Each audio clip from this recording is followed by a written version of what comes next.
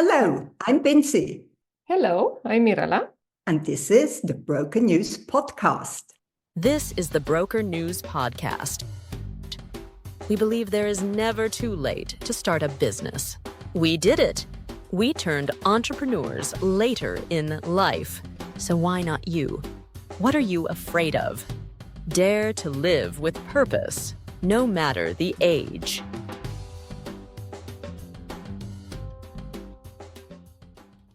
Hello, Binci. Welcome to a new podcast episode. And because it's March, what better topic to discuss about than women's rights, equal opportunities, and especially our favorite topic, women in leadership. So you're born and raised in Switzerland. Tell me everything about cultural norms, women access to the workplaces and to leadership positions. Well, Mirela, let me start on federal level because it is quite interesting. Women in Switzerland gained the right to vote and stand for election at the federal level in 1971. It was one of the last countries to do so in Europe. This change came after a national referendum in which 66% of male voters approved the measure, imagine. On a canton level, some Swiss cantons had already granted women the right to vote at the local level before 1971. However, the last canton, Appenzell Innerrhoden, was forced to grant women the right to vote in local elections only in 1990, believe it, following a federal court ruling. Switzerland has traditionally been a conservative society with strong gender roles, but significant progress has been made in the recent decade. Women's participation in the workforce has steadily increased since the 1970s. Today, around 80% of Swiss women are employed, though many work part-time, especially after having children. The gender pay gap persists, with women earning approximately 12% less than men. Switzerland introduced maternity leave only in 2005, providing 14 weeks of paid leave only. However, there is no federal paternity leave, though some cantons and companies offer limited paternity benefits. Efforts to introduce more comprehensive parental leave policies have faced resistance, reflecting traditional views on gender roles. The Swiss Constitution guarantees gender equality, and the Gender Equality Act from 1996 prohibits discrimination in the workplace.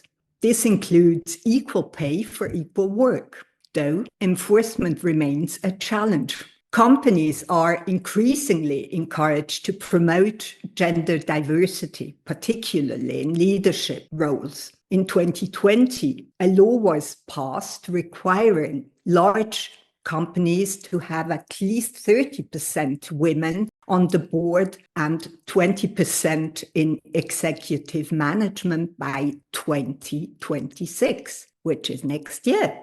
About cultural shift. Traditional gender roles are slowly evolving. More men are taking on caregiving roles, and there is growing acceptance of women in leadership positions. However, cultural expectations around family and work-life balance still influence women's career choices, with many opting for part-time more to manage household responsibilities. Corporate leadership, while progress has been made, women remain underrepresented in top executive roles. Efforts to increase diversity are ongoing, with some companies leading the way in promoting gender-balanced leadership. Issues like gender equality, work-life balance, and children are increasingly part of public debate, reflecting a growing awareness of the challenges women face in the workplace. What are the challenges ahead? The high cost and limited availability of childcare remain significant barrier for working mothers. Balancing career and family responsibilities is still a challenge, particularly for women in demanding professions. So I can summarize, Switzerland has made significant progress in women's rights since 1971, but challenges remain in achieving full gender equality in the workplace and society.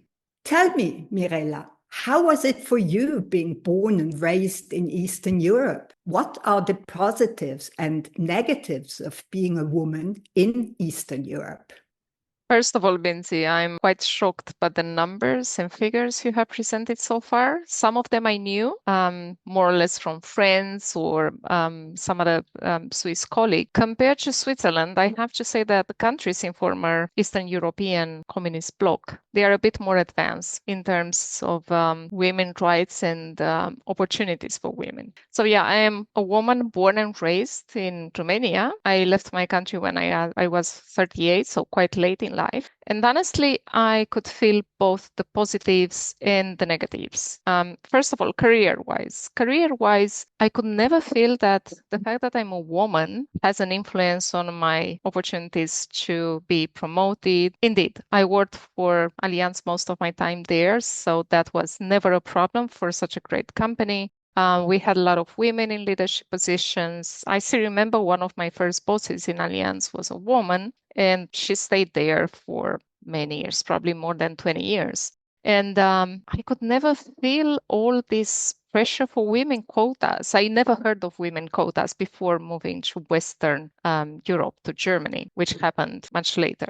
But in general, we had equal opportunities. We had very affordable childcare. After delivering my daughter, I could put her, after a few months, actually it was 11 months, I could put her in a kindergarten, which was starting at 7 a.m. I could leave her until 7 p.m., which of course I avoided doing, although they had excellent care. And even more importantly, we had many of them. The one I chose was actually next door to Allianz, the company I worked for.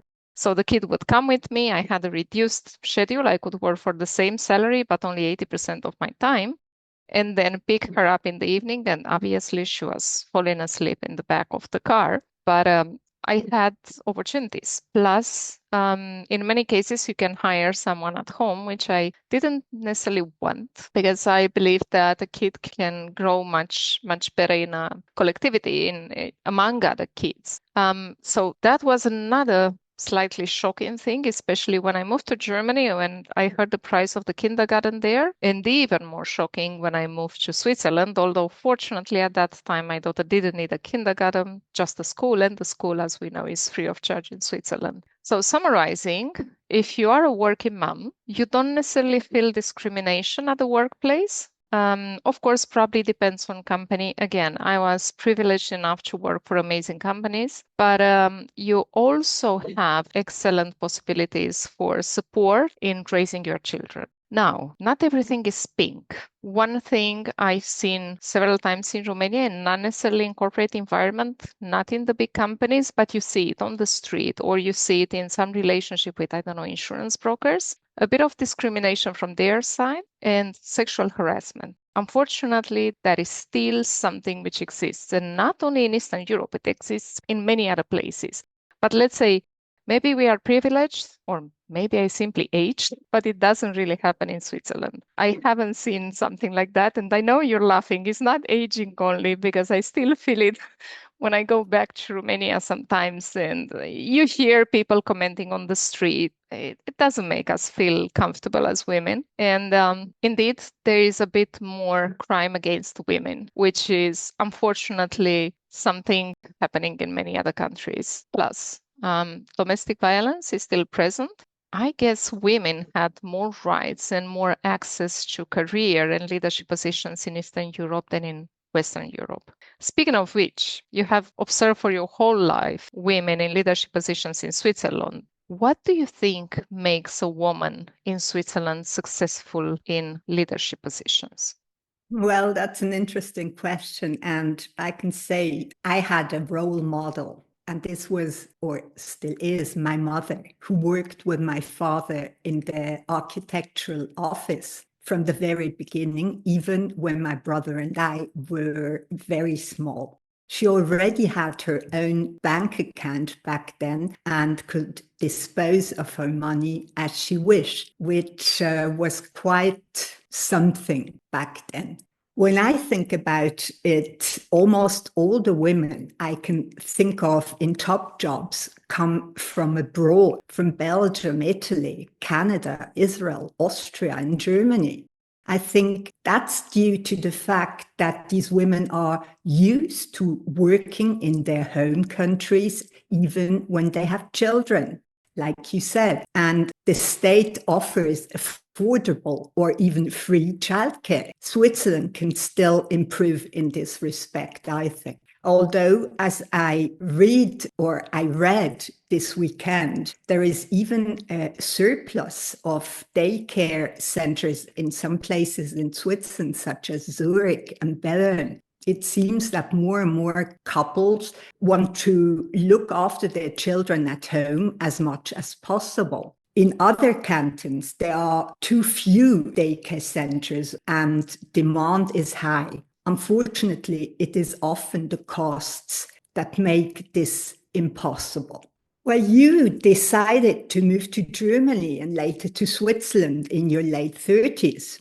You told me that you have seen quite some difference between women in leadership in Western Europe and compared to Eastern Europe.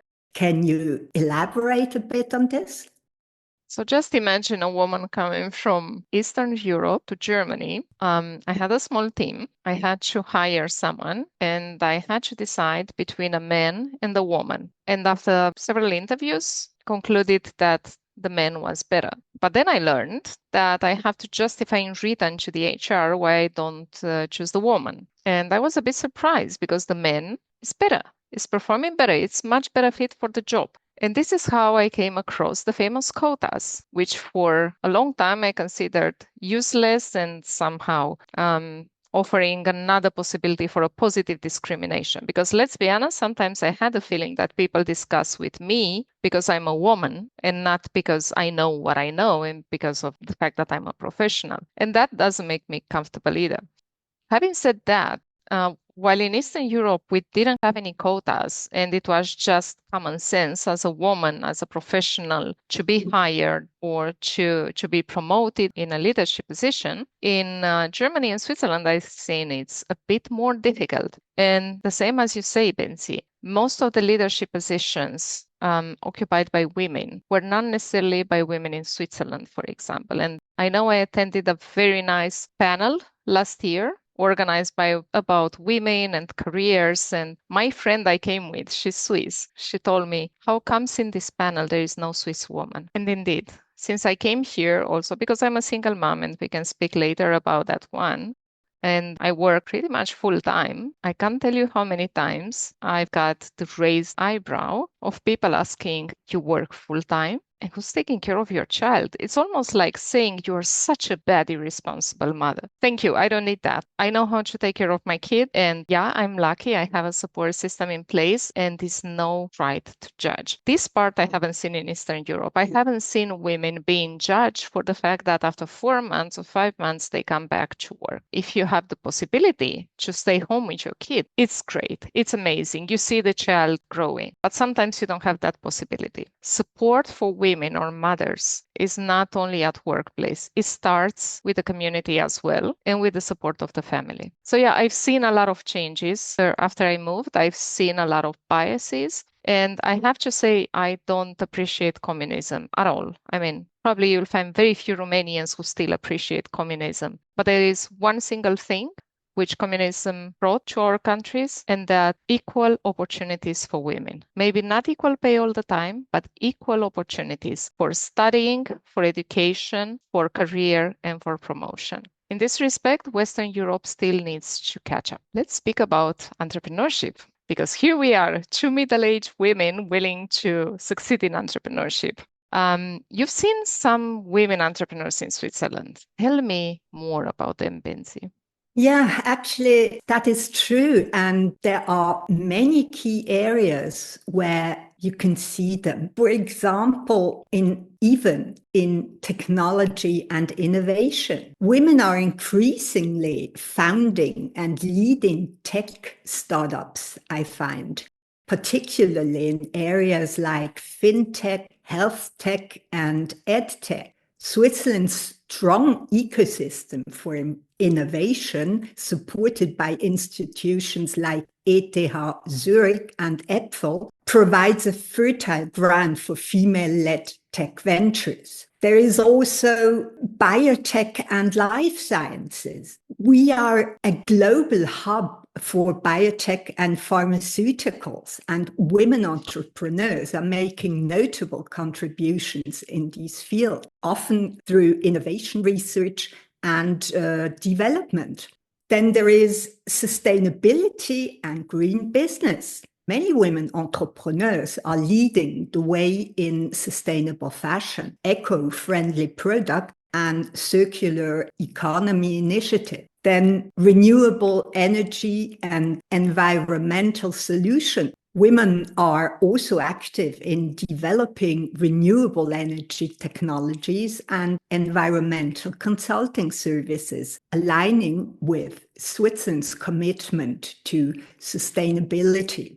Then consulting and coaching. Women entrepreneurs are well represented in consulting, coaching, and mentoring services, particularly in areas like leadership development, career coaching, and business strategy. Legal and financial services. Let's not forget about health and wellness services. Women are prominent in the wellness industry, including fitness, mental health, and holistic health services. This includes startups focused on digital health solutions and personalized wellness programs. There is also elderly care and childcare. With an aging population and a focus on work-life balance, women entrepreneurs are leading businesses that address caregiving needs, including innovative childcare and elderly care solutions. Then there is education and training. Women are founding companies that provide online education platforms, language learning tools, and professional development courses. Early childhood education is another topic. Many women entrepreneurs are involved in early childhood education, including bilingual kindergarten and innovation learning centers. But let's not forget about arts and culture. Women are making their mark in the arts, including galleries, cultural events, and creative agencies. And something I know quite well about is media and publishing. Female entrepreneurs are also active in media, in publishing, and content creation, often focusing on niche markets. And what about food and beverage? Women are leading businesses in the gourmet food sector, including organic and specialty food products. Tanya Branded, for example, is a 2-star restaurant owner and cook in Basel. There is hospitality and catering, where female entrepreneurs are also successful. And like in hospitality, entire hospitality industry, including boutique hotels, cafes, and catering services. Then there are non-profit and social enterprises you know about quite well. Many women in Switzerland are leading social enterprising that address issues like gender equality, social inclusion, and community development. While women entrepreneurs in Switzerland are thriving in these areas, they still face challenges such as success to funding, gender bias, and work-life balance. However, initiatives like women-focused network groups, mentorship programs, and government grants are helping to level the playing field. Overall, Swiss women entrepreneurs are making significant contributions across diverse industries, driving innovation and shaping the future of the Swiss economy. Mirela, let me ask you one question that might be a bit personal. You are a working single mom. How did you manage to do it?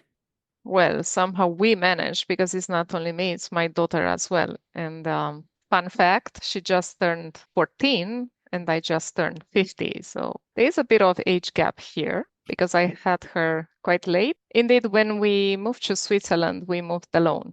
It was the moment when I separated from my husband, who's her father. It was probably one of the toughest moments in our life. We moved here, although it was a bit unplanned to come alone, and I was taking over a full-time job, a demanding job. It was a responsibility for EMEA region, and my kid was only 7.5 at that time. When we decided to move, I wasn't even sure if I'm gonna get a place in the Hort, which is the after-school care in Switzerland, or if I would get a place for her for the lunch break. Because me commuting for every lunch break to stay with my daughter was a bit unsustainable, taking into account I was in a full-time job. Everything was a bit crazy at that time, I have to say. First of all, we were both grieving because we were separating from her father. Then my job was demanding, and for her, the school was demanding as well. I guess she was bullied pretty much every day as the new kid. I felt a bit insecure. I had tried all the time to look powerful, strong, and in control. But to be honest, many times I would wake up at night with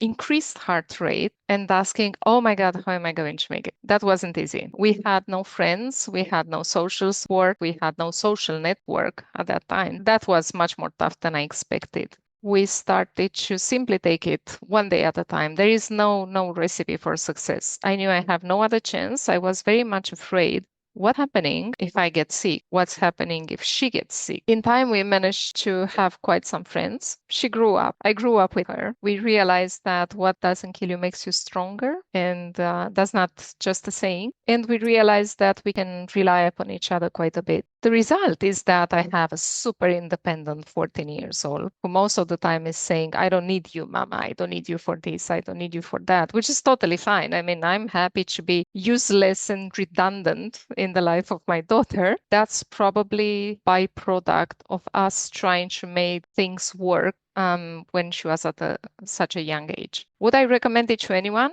No.